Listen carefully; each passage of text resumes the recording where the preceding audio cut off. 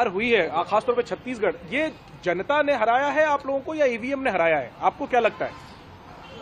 देखिए, हारने के बाद ईवीएम की बात उठाना उचित नहीं लगता।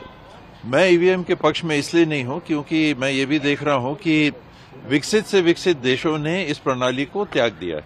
वहां पर बैलेट से ही वोटिंग होती है, चाहे वो अमेरिका हो, चाहे ग्रेट ब्रिटेन हो, चाहे जर्मनी हो, चाहे जापान हो।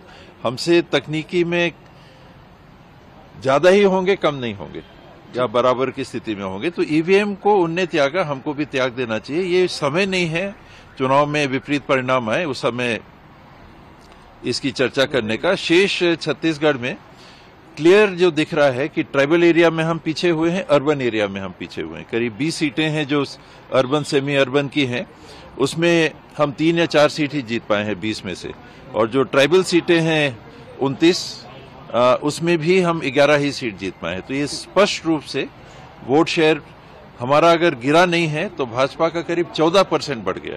ठीक है सर, थैंक यू। चुनाव लड़ा गया था, तो क्या हार की जिम्मेदारी सीधे तौर पर मुख्यमंत्री की है?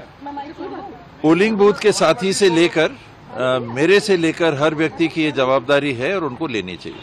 ठीक है सर, धन्यवाद। आज समीक्षा बैठक संभवतः हम लोग को एजेंडा नहीं दिया गया, लेकिन चुनाव में जो परिणाम आए हैं उसके संदर्भ में ही बैठक होगी और लोकसभा के चुनाव की तैयारी। सर